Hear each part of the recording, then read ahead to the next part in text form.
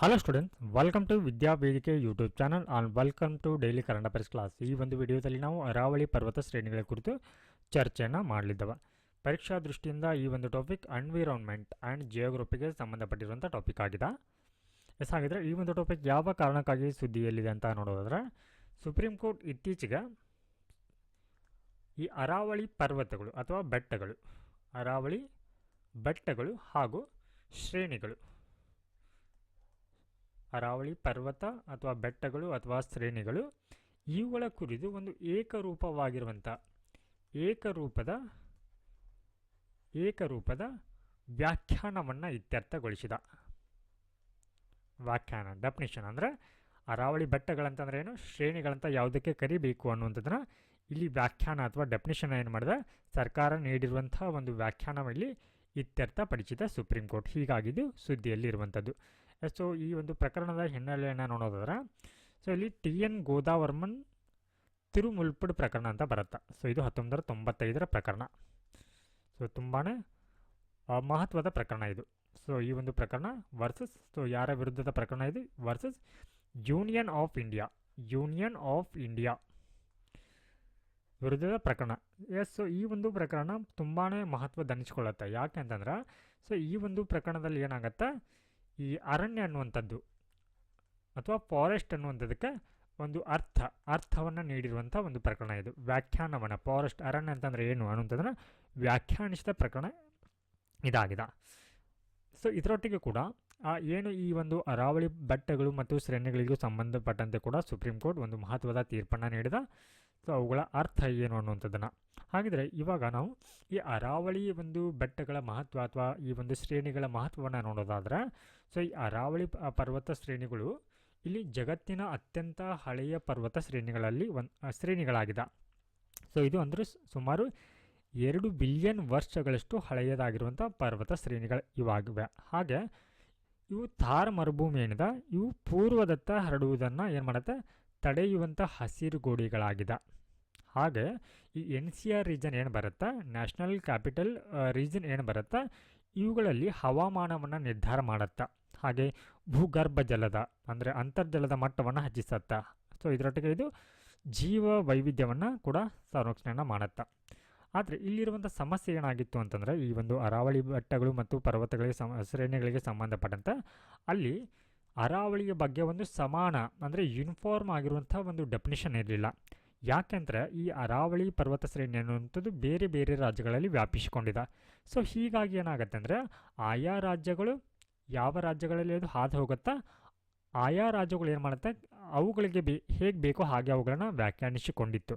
So ಇಲ್ಲಿ ಒಂದು ಏಕರೂಪದ ಕಾನೂನು ಅಥವಾ ಒಂದು ಡೆಫಿನಿಷನ್ ಅನ್ನುವಂಥದ್ದು ಇರಲಿಲ್ಲ ಇದರ ಕುರಿತು. ಹಾಗೆ ಇಲ್ಲಿ ಏನಾಗ್ತಾ ಇತ್ತು, ರಾಜ್ಯಗಳು ಬೇರೆ ಬೇರೆ ಮಾನದಂಡಗಳನ್ನ ಬಳಕೆ ಮಾಡಿಕೊಳ್ತಾ ಇತ್ತು ಈ ಒಂದು ಅರಾವಳಿಯ ಕುರಿತಾದಂಥ ವ್ಯಾಖ್ಯಾನಕ್ಕೆ ಸಂಬಂಧಪಟ್ಟಂಥ.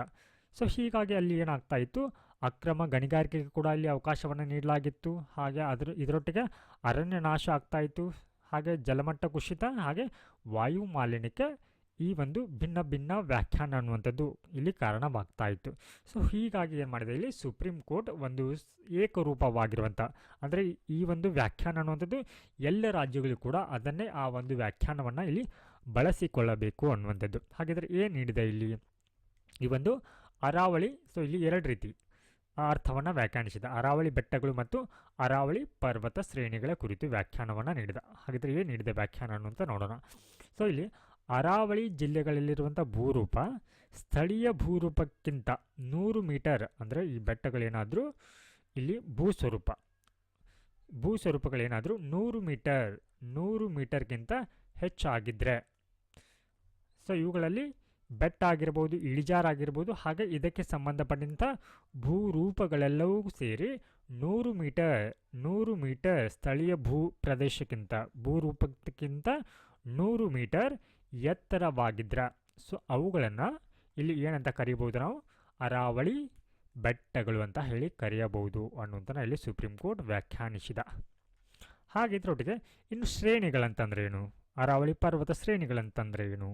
ಸೊ ಇಲ್ಲಿ 500 ಮೀಟರ್ ಒಳಗೆ ಇರುವಂಥ 2 ಅಥವಾ ಹೆಚ್ಚು ಅರಾವಳಿ ಬೆಟ್ಟಗಳು ಅಂದರೆ ಇದರಲ್ಲಿ ಮಧ್ಯದ ಸಂಪೂರ್ಣ ಭೂಭಾಗವನ್ನು ಸೇರಿ ಅದರ ಇಳಿಜಾರಾಗಿರ್ಬೋದು, ಹಾಗೆ ಅವುಗಳನ್ನು ಸಂಪರ್ಕಗೊಳಿಸುವಂಥ ಭೂಭಾಗವನ್ನು ಕೂಡ ಸೇರಿ ಇಲ್ಲಿ ಇವುಗಳಿಗೆ ಏನಂತ ಕರೆಯಲಾಗುತ್ತೆ, ಶ್ರೇಣಿಗಳು ಅಂತ ಹೇಳಿ ಕರೆಯಲಾಗತ್ತೆ ಅನ್ನುವಂಥದ್ದನ್ನು ಇಲ್ಲಿ ವ್ಯಾಖ್ಯಾನವನ್ನು ಸುಪ್ರೀಂ ಕೋರ್ಟ್ ನೀಡಿದ.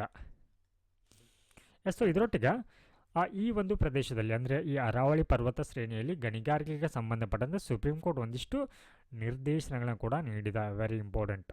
ಸೊ ಪರಿಸರ ಸಂರಕ್ಷಣೆಯಲ್ಲಿ ಯಾವ ರೀತಿ ನ್ಯಾಯಾಲಯಗಳು, ಅದರಲ್ಲಿ ವಿಶೇಷವಾಗಿ ಸುಪ್ರೀಂ ಕೋರ್ಟ್ ಅನ್ನುವಂಥದ್ದು ಯಾವ ರೀತಿ ಪಾತ್ರವನ್ನು ವಹಿಸ್ತಾ ಇದೆ ಅನ್ನುವಂಥ ಸಂದರ್ಭದಲ್ಲಿ ಇದು ವೆರಿ ಇಂಪಾರ್ಟೆಂಟ್ ಆಗತ್ತೆ. ಸೊ ಇಲ್ಲಿ ಈ ಒಂದು ಪ್ರದೇಶದಲ್ಲಿ ಹೊಸ ಗಣಿಗಾರಿಕೆ ಲೀಸ್ಗಳಿಗೆ ಅಂದರೆ ಗುತ್ತಿಗೆ ಸಂಪೂರ್ಣ ತಾತ್ಕಾಲಿಕ ನಿಷೇಧವನ್ನು ನೀಡಲಾಗಿದೆ.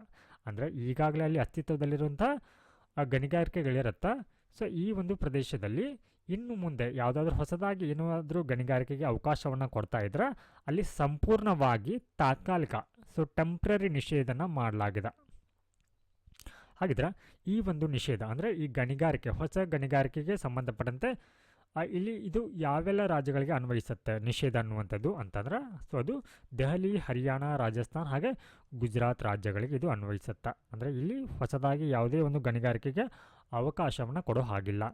ಸೊ ಎಲ್ಲಿಯವರೆಗೆ ಅಂತಂದರೆ MPSM ಅವರಿಗೆ ಅಂದರೆ ಸಸ್ಟೈನೇಬಲ್ ಮೈನಿಂಗ್ ಪ್ಲ್ಯಾನ್ ಅಂತಿಮಗೊಳ್ಳುವವರೆಗೂ ಕೂಡ ಅಲ್ಲಿ ಗಣಿಗಾರಿಕೆಗೆ ನಿರ್ಬಂಧ ಇರುತ್ತೆ. ಹಾಗೆ ಇಲ್ಲಿ ಒಂದಿಷ್ಟು ಗಣಿಗಾರಿಕೆಗೆ ಅನುಮತಿ ಕೂಡ ಇದೆ. ಅಂದರೆ ಈಗಾಗಲೇ ಅಲ್ಲಿ ಗಣಿಗಾರಿಕೆನ ನಿರ್ವಹಣೆಯನ್ನು ಮಾಡ್ತಾ ಇರುವಂಥ ಕಂಪನಿಗಳು, ಹಾಗೆ ಇದರೊಟ್ಟಿಗೆ ಅವುಗಳು ಕಠಿಣ ನಿಯಮವನ್ನು ಕೂಡ ಇಲ್ಲಿ ಪಾಲನೆ ಮಾಡಬೇಕಾಗತ್ತೆ. ಈಗಾಗಲೇ ಅಲ್ಲಿ ಚಾಲ್ತಿಯಲ್ಲಿರುವಂಥ ಗಣಿಗಾರಿಕೆಗಳು ಇದ್ರ. ಸೊ ಇದರೊಟ್ಟಿಗೆ ಅಲ್ಲಿ ಅವು ವೈಜ್ಞಾನಿಕ ಶಿಫಾರಸು ಕೂಡ ಇಲ್ಲಿ ಅನ್ವಯ ಆಗತ್ತೆ. ಸೊ ಈ ಒಂದು ಅರಾವಳಿ ಪರ್ವತ ಶ್ರೇಣಿಗಳಲ್ಲಿ ಇವುಗಳ ಒಂದು ಸಂರಕ್ಷಣೆಗೆ ಸಂಬಂಧಪಟ್ಟಂತೆ ಯಾವೆಲ್ಲ ಸಂಸ್ಥೆಗಳ ಪಾತ್ರ ಇಲ್ಲಿ ಮಹತ್ವದ್ದಾಗಿದೆ ಅಂದರೆ ಕೇಂದ್ರ ಸಂಸ್ಥೆಗಳ ಪಾತ್ರ ಏನು ಅನ್ನುವಂಥದ್ದು. ಸೊ ಇಲ್ಲಿ ministry of environment and forest and climate change. So ಇದೇನು ಮಾಡುತ್ತೆ, ಈ ಅರಾವಳಿ ಪರ್ವತ ಒಂದು ಶ್ರೇಣಿಗಳಿಗೆ ಸಂಬಂಧಪಟ್ಟಂತೆ ಅವುಗಳ ಸಂರಕ್ಷಣೆಗೆ ಸಂಬಂಧಪಟ್ಟಂತೆ ನೀತಿಗಳನ್ನು ರಚನೆ ಮಾಡುತ್ತೆ. ಹಾಗೆ ICFRE ಆಗಿರ್ಬೋದು. ಸೊ ಇವುಗಳೇನು ಮಾಡುತ್ತೆ, ಸಸ್ಟೈನೇಬಲ್ ಸುಸ್ಥಿರ ಒಂದು ಗಣಿಗಾರಿಕಾ ಯೋಜನೆಯನ್ನು ತಯಾರಿಸಿಕೊಡುತ್ತೆ. ಹಾಗೆ FSI, GSI, CECಗಳು ಏನು ಮಾಡುತ್ತೆ ಇಲ್ಲಿ ಈ ಒಂದು ಅರಾವಳಿ ಪರ್ವತ ಶ್ರೇಣಿಗಳ ಒಂದು ವೈಜ್ಞಾನಿಕ ಮ್ಯಾಪಿಂಗನ್ನು ಮಾಡುತ್ತೆ. ಹಾಗೆ ಈ ಒಂದು ಪರ್ವತ ಶ್ರೇಣಿಗಳ ಕುರಿತು ಯಾವೆಲ್ಲ ಒಂದು ಪರಿಸರ ಸಂರಕ್ಷಣಾ ಕ್ರಮಗಳನ್ನು ಕೈಗೊಳ್ಳಲಾಗಿದೆ ಅಂತಂದರೆ, ಸೊ ಈ ಒಂದು ಪರ್ವತ ಶ್ರೇಣಿಗಳಲ್ಲಿ ಎಕಾಲಜಿಕಲ್ ಸೆನ್ಸಿಟಿವ್ ಝೋನ್ಸ್ ಅಂದರೆ ಪರಿಸರ ಸೂಕ್ಷ್ಮ ವಲಯಗಳನ್ನು ಗುರುತಿಸಲಾಗಿದೆ. ಹಾಗೆ ವೈಲ್ಡ್ ಲೈಫ್ ಕಾರಿಡಾರ್ಗಳ ರಕ್ಷಣೆಯನ್ನು ಮಾಡಲಾಗ್ತಾ ಇದೆ. ಹಾಗೆ ಅಕ್ವೈರ್ ರಿಚಾರ್ಜ್ ಪ್ರದೇಶಗಳ ಸಂರಕ್ಷಣೆ ಸೇರಿದಂತೆ ಅಲ್ಲಿ ಅಕ್ರಮ ಗಣಿಗಾರಿಕೆಗೆ ತಡೆಯನ್ನು ನೀಡಲಾಗ್ತಾ ಇದೆ. ಹಾಗೆ ಇದರೊಟ್ಟಿಗೆ ಸರ್ಕಾರವು ಕೂಡ ಹಲವಾರು ಉಪಕ್ರಮಗಳನ್ನು ಕೈಗೊಂಡಿದೆ. ಅರಾವಳಿ ಗ್ರೀನ್ ವಾಲ್ ಪ್ರಾಜೆಕ್ಟ್ ಅಂತ ಬರುತ್ತೆ. ಸೊ ಇದರ ಅಡಿಯಲ್ಲಿ 29 ಜಿಲ್ಲೆಗಳನ್ನ ಸೇರಿ ಅಲ್ಲಿ 5 ಕಿಲೋಮೀಟರ್ ಹಸಿರು ಬಪ್ಪರ ವಲಯಗಳನ್ನ ಇಲ್ಲಿ ರಚಿಸಲಾಗಿದೆ. ಹಾಗೆ ಇದರೊಟ್ಟಿಗೆ 2030ರೊಳಗಾಗಿ 26 ಮಿಲಿಯನ್ ಭೂ ಹೆಕ್ಟೇರ್ ಭೂಮಿಯನ್ನು ಪುನಶ್ಚೇತನಗೊಳಿಸುವಂಥ ಒಂದು ಉಪಕ್ರಮಗಳನ್ನ ಇಲ್ಲಿ ಕೈಗೊಳ್ಳಲಾಗಿದೆ. ಸೊ ಇಲ್ಲಿ ನಾವಿನ್ನು ಪರೀಕ್ಷಾ ದೃಷ್ಟಿಯಿಂದ ಅಂದರೆ ಇದು ಪ್ರಿಲಿಮ್ ದೃಷ್ಟಿಯಿಂದ ಈ ಒಂದು ಟಾಪಿಕ್ ಯಾವ ರೀತಿ ಇಂಪಾರ್ಟೆಂಟ್ ಆಗುತ್ತೆ ಅನ್ನೋದು ನೋಡೋಣ. ಸೊ ಇಲ್ಲಿ ಅರಾವಳಿ ಪರ್ವತ ಶ್ರೇಣಿಗಳನ್ನು ಅನ್ನುವಂಥದ್ದು ಮೇಲೆ ಹೇಳಿದ ಹಾಗೆ ಇವುಗಳು ಜಗತ್ತಿನ ಅತ್ಯಂತ ಹಳೆಯ ಪರ್ವತ ವ್ಯವಸ್ಥೆಗಳಾಗಿದ್ದು ಸುಮಾರು 200 ಬಿಲಿಯನ್ ವರ್ಷಗಳ ಹಳೆಯದಾಗಿರುವಂಥ ಪರ್ವತ ಶ್ರೇಣಿಗಳಾಗಿವೆ. ಸೊ ಏನು ಭಾರತದಲ್ಲಿ ನಾವು ಫೋಲ್ಡ್ ಮೌಂಟೇನ್ಸ್ ಅಂತ ಏನು ಕರಿತೀವಿ ಅಥವಾ ಹಳೆಯ ಮಡಿಕೆ ಪರ್ವತಗಳಂತ ಹೇಳಿ ಅದರ ಅಡಿಯಲ್ಲಿ ಬರುತ್ತೆ ಇವುಗಳು ಹಳೆ ಮಡಿಕೆ ಪರ್ವತಗಳು. ಸೊ ಇದರ ವ್ಯಾಪ್ತಿ ಏನು, ಇದು ಎಲ್ಲಿಂದ ಎಲ್ಲಿಯವರೆಗೆ ವ್ಯಾಪಿಸಿಕೊಂಡಿದೆ ಅಂತ ನೋಡೋದಾದರೆ ಇದರ ಒಟ್ಟು ಉದ್ದ 650 ಕಿಲೋಮೀಟರ್ ಇದೆ. ಹಾಗೆ ಇದು ಉತ್ತರದಿಂದ ಪೂರ್ವಕ್ಕೆ ಹರಡಿಕೊಂಡಿದೆ. Very important. ಸೊ ಇದು ಉತ್ತರದಿಂದ ದಕ್ಷಿಣ ಪಶ್ಚಿಮಕ್ಕೆ ಏನಾಗಿದೆ, ಉತ್ತರ ಪೂರ್ವ ಹಾಗೂ ದಕ್ಷಿಣ ಪಶ್ಚಿಮಕ್ಕೆ ಇದು ಹರಡಿಕೊಂಡಿದೆ. ಹಾಗೆ ಇಲ್ಲಿ ಇದು ಎಲ್ಲಿಂದ ಆರಂಭವಾಗುತ್ತೆ ಈ ಒಂದು ಶ್ರೇಣಿ ಅಂತಂದರೆ ಇದು ದೆಹಲಿಯ ರಿಡ್ಜ್ನಿಂದ ಆರಂಭ ಆಗತ್ತೆ. ಸೊ ಇದು ಅಂತ್ಯ ಎಲ್ಲಿಗೊಳ್ಳುತ್ತೆ, ಗುಜರಾತ್ ಅಂದರೆ ಮೌಂಟ್ ಅಬು ಪ್ರದೇಶದ ಬಳಿ ಇದು ಎಂಡ್ ಆಗತ್ತೆ. ಹಾಗಿದ್ರೆ ಈ ಒಂದು ಪರ್ವತ ಶ್ರೇಣಿ ಯಾವೆಲ್ಲ ರಾಜ್ಯಗಳಲ್ಲಿ ಹರಡಿಕೊಂಡಿದೆ ಅಂತಂದರೆ very important, Delhi, Haryana, Rajasthan, Gujarat. So ಈ ಮೂಲಕ ಇದು 4 ರಾಜ್ಯಗಳಲ್ಲಿ ಹರಡಿಕೊಂಡಿದೆ. ಸೊ ನಮಗೆ ಈ ರೀತಿ ಪ್ರಶ್ನೆಗಳನ್ನು ಕೂಡ ಕೇಳ್ಬೋದು ಅವರು. ಅಂದರೆ ಇಲ್ಲಿ ದೆಹಲಿ ಅನ್ನುವಂಥದ್ದು ಒಂದು ಕೇಂದ್ರಾಡಳಿತ ಪ್ರದೇಶ, ಅಂದರೆ ಒಂದು ಕೇಂದ್ರಾಡಳಿತ ಪ್ರದೇಶ, 1 ಯೂನಿಯನ್ ಟೆರಿಟರಿ. ಹಾಗೆ 3 ರಾಜ್ಯಗಳಲ್ಲಿ ಇದು ಹರಡಿಕೊಂಡಿದೆ.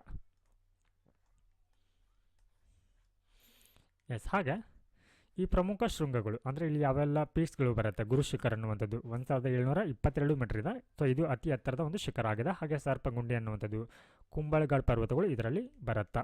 ಹಾಗೆ ಇದರ ಒಂದು ಭೌಗೋಳಿಕ ಸ್ವಭಾವವನ್ನು ನೋಡಿದ್ರೆ ಇದು ಹೆಚ್ಚು ಕ್ಷಯಗೊಂಡಂಥ ಪರ್ವತಗಳಾಗಿವೆ. ಹಾಗೆ ಎತ್ತರ ಕಡಿಮೆ, ಅಂದರೆ ಸೊ ಇವುಗಳ ಎತ್ತರ ಇಲ್ಲಿ ಏನಂತಾರೆ ಕಡಿಮೆ, ಹಾಗೆ ಅಗಲವಾಗಿರುವಂಥ ಬೆಟ್ಟಗಳು ಇವಾಗಿವೆ. ಹಾಗೆ ಮಣ್ಣು ಮತ್ತು ಶಿಲೆಗಳ ವೈವಿಧ್ಯ ಅನ್ನುವಂಥದ್ದು ಇಲ್ಲಿ ಕಂಡುಬರುತ್ತೆ. ಹಾಗೆ ಇಲ್ಲಿ ಯಾವೆಲ್ಲ ನದಿಗಳು ಉಗಮ ಆಗುತ್ತೆ ಅಂತ ನೋಡೋದಾದರೆ ಲೂನಿ ರಿವರ್, ಸಬರ್ಮತಿ, ಹಾಗೆ ಬಾಣಸ್ ರಿವರ್, ಚಂಬಲ್ ರಿವರ್. ಅಂದರೆ ಪರೋಕ್ಷಿತವಾಗಿ ಏನು ಮಾಡುತ್ತೆ, ಇವುಗಳಿಗೆ ಬೆಂಬಲವನ್ನು ನೀಡುತ್ತೆ. ಅಂದರೆ ಇವುಗಳ ಒಂದು ಉಗಮಕ್ಕೆ ಸಂಬಂಧಪಟ್ಟಂತೆ. ಇನ್ನು ಹವಾಮಾನ ಮತ್ತು ಪರಿಸರ ಮಹತ್ವವನ್ನು ನೋಡೋದಾದರೆ ಸೊ ಇವು ತಾರ್ ಮರುಭೂಮಿ ಏನಿದೆ ಇದು ಪೂರ್ವದ ವಿಸ್ತರಣೆಗೆ ಏನು ಮಾಡುತ್ತೆ, ಒಂದು ತಡೆಗೋಡೆಯಾಗಿ ನಿಲ್ಲುತ್ತೆ. ಸೊ ಇದರೊಟ್ಟಿಗೆ ಇದು NCR ರೀಜನ್ ಏನಿದೆ ಆ ಪ್ರದೇಶದ ವಾಯು ಗುಣಮಟ್ಟವನ್ನು ಕೂಡ ಇದು ನಿಯಂತ್ರಣ ಮಾಡುತ್ತೆ. ಹಾಗೆ ಮಳೆ ಮಾದರಿಯ ಮೇಲೆ ಕೂಡ ಇದು ಪ್ರಭಾವವನ್ನು ಬೀರುತ್ತೆ. ಹಾಗೆ ಗ್ರೌಂಡ್ ವಾಟರ್ ರಿಚಾರ್ಜನ್ನು ಕೂಡ ಮಾಡುತ್ತೆ. ಸೊ ಇದರೊಟ್ಟಿಗೆ ಇಲ್ಲಿ ಜೀವ ವೈವಿಧ್ಯತೆ ಯಾವ ರೀತಿ ಇದೆ ಅಂತ ನೋಡೋದಾದ್ರೆ ಇಲ್ಲಿ ವನ ಮತ್ತು ಅರ್ಧ ವನ ಅರಣ್ಯಗಳು ಕಂಡುಬರುತ್ತೆ. ಹಾಗೆ ಚಿರತೆ, ನೀಲ್ಗಾಯ್, ಜಿಂಕೆ, ನರಿ, ಅನೇಕ ವಿಧದ ಒಂದು ಪಕ್ಷಿ ಜಾತಿಗಳು ಕೂಡ ಇಲ್ಲಿ ಕಂಡುಬರುತ್ತೆ.